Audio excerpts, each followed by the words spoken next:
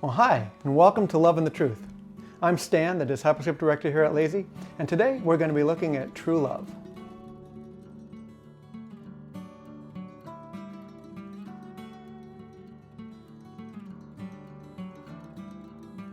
Today we are looking at 1 Corinthians chapter 13, the love chapter. And most people, when they do the Love and the Truth, they get a whole passage of several verses. I don't get a passage. I don't even get a verse. I get the last phrase in a verse. So we're going to have to look at it and see where we can go from here. But if you go to 1 Corinthians chapter 13, verse 4 in the ESV, it says, "Love is patient and kind. Love does not envy or boast. It is not arrogant." That's our phrase for today. It is not arrogant. So let's take a little step back and kind of figure out what's going on. So the Apostle Paul, on his first missionary journey, he founded a church in Corinth. And so it's this body of believers, the Corinthians, that he stayed there for several months. And when he left, the church kind of went haywire, and he heard about it. And so he wrote a letter to address some of the problems and issues that they were facing, as well as just to give them some overall general instruction, because that was his nature. He loved them, and he wanted to make sure that they were doing the very best that they could. And so he addresses several issues in the book of 1 Corinthians. And in chapter 12, he talks about spiritual gifts. And it's important because they were getting it wrong. They were putting the emphasis in the wrong place. They were getting the whole spiritual gifts things way out of whack. And it was causing problems. And at the very end of chapter 12, he asks a whole bunch of rhetorical questions. He says, "Are all apostles? Are all prophets? Are all teachers? Do all work miracles? Do all possess gifts of healing? Do all speak with tongues? Do all interpret? But earnestly desire the higher gifts." Earlier in that chapter, he said that the Holy Spirit is the one who gives gifts, and he gives them to us as he deems necessary. My gift is not for my benefit, it's for the benefit of the body. Your gift is not for your benefit, it's for the benefit of the body, which is why the Holy Spirit has given us the gifts that he's given so that we have all the needs covered. At the end, he goes, "But earnestly desire the greater gifts." It's okay to do that. The Holy Spirit's going to give you what you need, what he needs you to have. Earnestly desire the higher gifts. And then he says the very interesting statement, "And I will show you still a more excellent way." Something is more excellent than these spiritual gifts. They got it all wrong. And that led to the whole chapter 13, which is the love chapter. Paul gives a whole chapter devoted to what love is. And this isn't the kind of love that we use. Well, I love peanut butter and jelly. I love pizza. I love you. This is the agape love. This is that love that is self-sacrificing. This is that love that loves not expecting anything in return. This is that love that comes out of my desiring the very best for you. And I love you.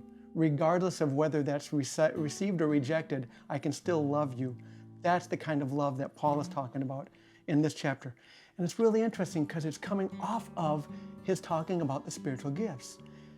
And he's saying, look, guys, the gifts are great, but let me show you something that's even better. It's all about love, this agape love that we have for one another.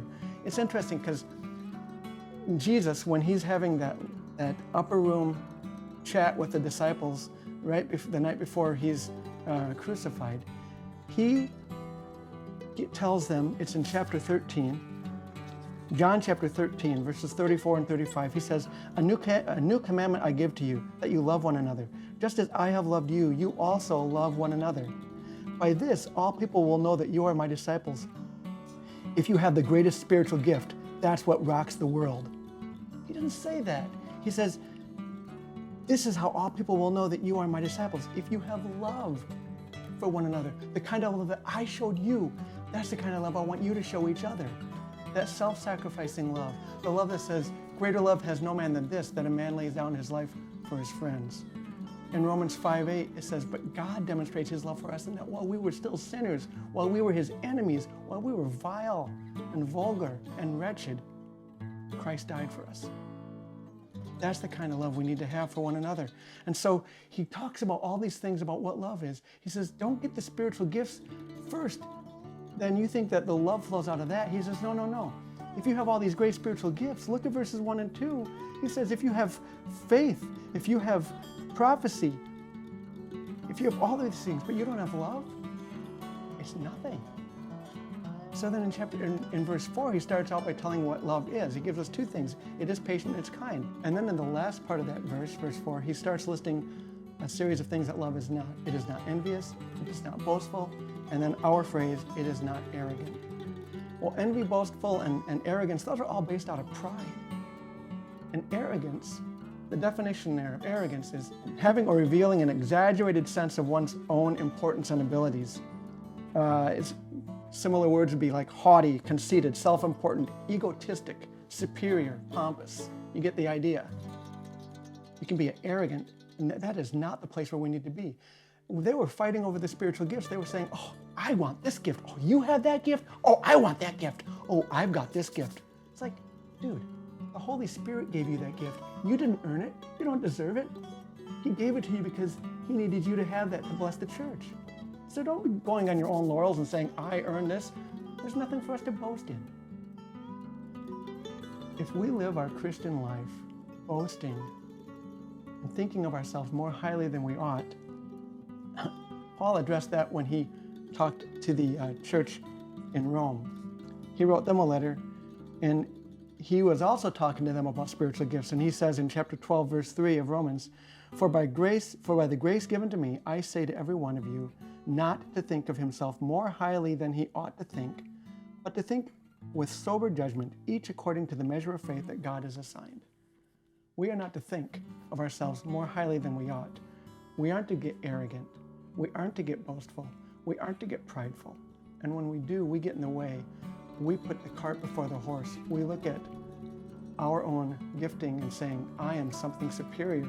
Or we look at our gifting compared to somebody else and go, I'm nothing. It's all about that love we have. That's what drives us. In the second letter to the Corinthians, 2 Corinthians chapter 5, verse 14, Paul says, the love of Christ compels us. That's what drove him. That was his energizing thing. It was his love, the love of Christ. That love is a love that we are to have for one another. And if we do that, we will never be arrogant.